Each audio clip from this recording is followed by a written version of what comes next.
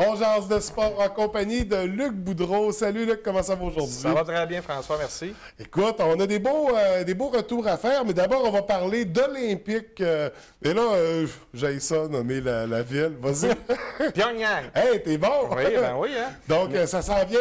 Ben oui, ça s'en vient. Puis, quelle région peut se vanter ou quelle ville peut se vanter d'avoir 3 athlètes olympiques qui participent aux Jeux olympiques dans un rayon de 20 km? Donc, nous, de notre côté, on a 3 athlètes de la baie du Bas-Saguenay qui vont participer aux Jeux de Pyongyang, puisqu'on peut le dire des deux façons, mais... je te fais confiance. Je sais que tu me fais confiance, mais même moi, je suis même pas sûr que c'est bon. Donc, on a Baptiste Brossu en snowboard cross, on a Valérie Maltais et Samuel Girard en patinage de vitesse, qui seront des Jeux olympiques du 9 au 25 février prochain. Pour ce qui est de Samuel Girard, qui vivra ses tout premiers Jeux, donc la population de Ferland-Boileau, de où ce qui demeure, en fait, organise la fête olympique à compter du vendredi 9 février prochain à 19h à l'anneau de glace Samuel Girard. Il y aura visite de créatures fantastiques, cracheurs de feu, sculptures sur neige, patinage libre, feu de joie, feu d'artifice qui va y avoir lors de cette soirée-là. Les activités vont se poursuivre le samedi 17 février à 5 h du matin. OK. Parce qu'il va y avoir là, un brunch qui va être donné à des... donné en fait, où on peut réserver nos places pour le brunch du matin, où on permettra de voir en direct la prestation de Samuel Girard lors du 1000 mètres.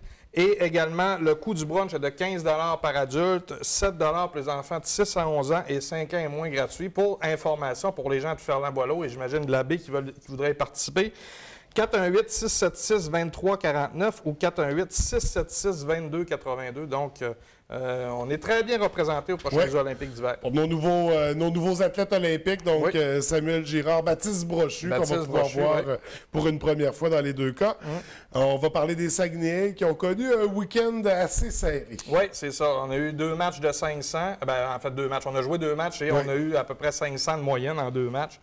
Donc, c'était 2 matchs serrés également. Le premier match, défaite de 5-4 face aux Whitecaps de Moncton. Kelly Climat, Vladislav Kota, Vincent Tremblay-Lapam et Félix Marcotti ont compté dans la défaite. Et le lendemain, les Saguenayens ont remporté la Coupe l'Ami Junior Mazda qui est remis. C'est une petite compétition amicale entre le Drakkar de Bécomo et les Saguenayens de Chicoutimi pour mettre un petit peu de challenge là, dans la rivalité. Donc, victoire de 3-2 à Bécomo. Vladislav Kotov, Jérémy Fortin et Vincent Lapalme ont compté pour les Sags. On a 3 parties cette semaine pour les Saguenayens au centre Georges Vézina, donc 3 parties locales. On aura sûrement des billets, François, à faire tirer. Donc, mardi, ce soir. Ce soir, donc mardi, merci. Donc, ce soir à 19h30... Je le ferai tirer tout à l'heure, les billets. OK, parfait, François, je te fais confiance.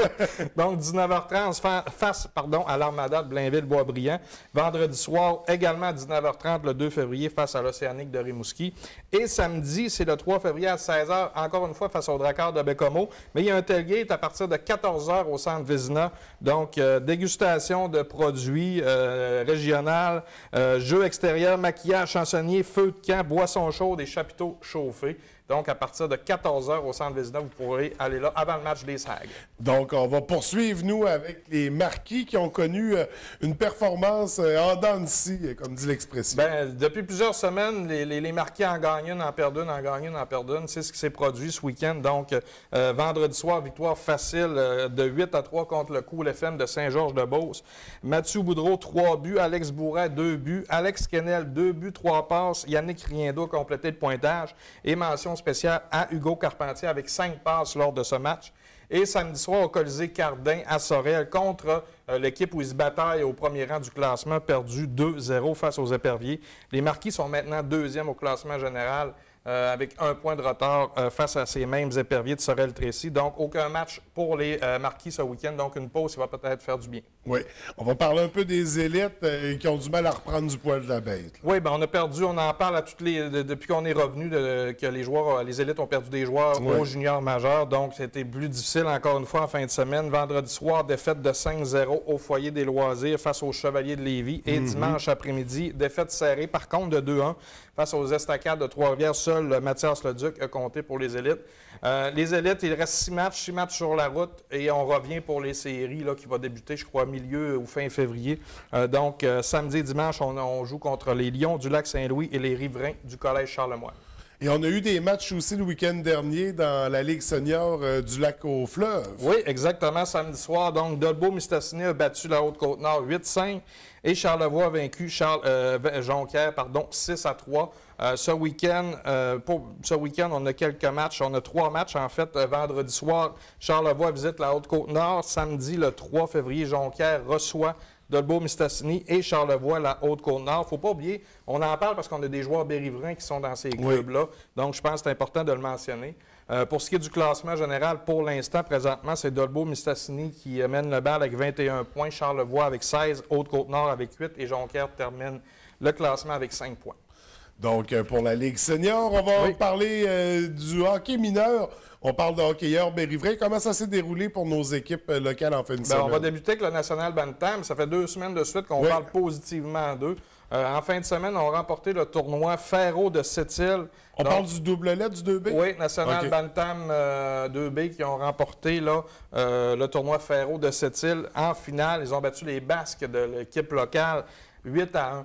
Donc, félicitations à l'équipe du National qui sera en action au tournoi Pee-Wee Bantam match d'ouverture d'ailleurs vendredi 19h. Exactement, François. Donc, tu as bien appris tes leçons. Après 23 ans, on retient un peu là. Effectivement. Pour ce qui est du midget, 2 parties face aux ambassadeurs de Chibougamau, 2 défaites de 5-2 et 3-1. Pee-Wee, 1 match contre Chibougamau, défaite de 4-1. Et Atome, une victoire face également à Chibougamau, qui était en vedette ce week-end à la baie. D'ailleurs, toutes nos équipes de Pee-Wee Bantam qui seront bien sûr du tournoi cette semaine, qui débutait hier soir, donc jusqu'à dimanche. Exact. D'ailleurs, c'est ce qu'on discute, tournoi plus bon, j'ai tout dit. Tu as tout dit, match d'ouverture vendredi soir, 19h. Présentement, au moment où on se parle, il y a déjà une journée de fête. Donc, on se revoit le mardi soir, là, je pense à partir de 17h, mardi, mercredi. Là, c'est le week-end régional. À compter du jeudi, on intègre un peu les... Exact. Parce que 22 régionales, 22 de l'extérieur, 44 équipes, c'est un superbe tournoi. Effectivement. D'ailleurs, parlant de tournoi puis du Centre Jean-Claude, on sort en fait à peine d'une compétition de patinage artistique avec le Club des Anneaux Bleus. Oui. C'était une finale régionale, mais qui avait un lien aussi avec les Jeux du Québec. Bien, en fait, ça donnait, pour ceux qui se classaient, ça permettait de participer à la compétition provinciale qui va avoir, là, je crois que c'est au mois de mars ou avril, là, si je ne me trompe pas. Donc, c'était les Anneaux Bleus qui étaient l'hôte de cette compétition. Ce qu'on voyait sur les réseaux sociaux, je crois que ça l'a vraiment bien été, bien organisé. Les Anneaux Bleus, en fait, ont une équipe qui, d'année en année, est très compétente, donc pas inquiet pour eux. Rapidement, pour nos patineuses bérivraines, pour ceux qui se sont classés au niveau provincial, Star 5, moins de 10 ans, Léa Janel. Star 5, moins de 13 ans, Raphaël Jean. Star 5, toujours plus de 13 ans, Mara Leclerc. Star 8, Rebecca Girard. Star 10, Anne-Sophie Bouchard. Sans limite, moins de 9 ans, Léonie Boivin. Et aux catégories juvéniles, Annie-Claude Simard, qui se sont qualifiés pour les compétitions provinciales. Donc, on va les revoir dans le cadre des Jeux du Québec. Et on termine ça avec une porte ouverte du côté du Bexy. Oui. Donc, en fait, oui. Oui. Vas-y, est-ce que tu sais la nouvelle aussi? Oui, alors Bexy qui dort, vas-y, je t'écoute. En fait, c'est dans le cadre de l'événement Plaisir d'hiver, ça se déroule tout le mois de février à Saguenay. Le centre plein air Bexy, en fait, ouvre ses portes samedi qui s'en vient, donc 3 février, de 8h à 17h. L'admission est gratuite pour tous. Et la location d'équipement est à 50 de rabais. Donc, pour ceux qui aiment les sports d'hiver ou qui voudraient s'initier, c'est le meilleur moment de l'essayer. Raquettes, ce qu'ils font. Aller faire de la randonnée aussi, c'est intéressant. Oui. Donc, c'est le fun du côté du Bexy en fin de semaine. Luc, c'est ce qui fait le tour de la chronique. On te retrouve dans Fan de sport. L'honneur est au football. Oui, en fait, 2 sujets sur les 4. On parle de football. On va parler. Il y a une grosse prise quand même à Fan de sport. On a réussi à avoir David Ménard. Peut-être les gens connaissent moi, mais c'est un joueur des Lions de la Colombie-Britannique, en fait, de la Ligue canadienne de football. Un Jonquièrois qui vient à l'émission. Ensuite, on parle de golf avec Jonathan Moreau. On revient, on parle de football, du Super Bowl avec 2 spécialistes, avec Maxime Dallaire et Dave Hensley. Et on revient avec Dave à la fin pour l'actualité. Notre collaborateur habituel. Exactement. Donc, un autre bel épisode de Fan de sport. On s'y retrouve à compter de mercredi, 17h30. Luc, merci beaucoup. On se dit à la semaine prochaine. Yes, à la semaine prochaine. Bonne François. semaine. Merci.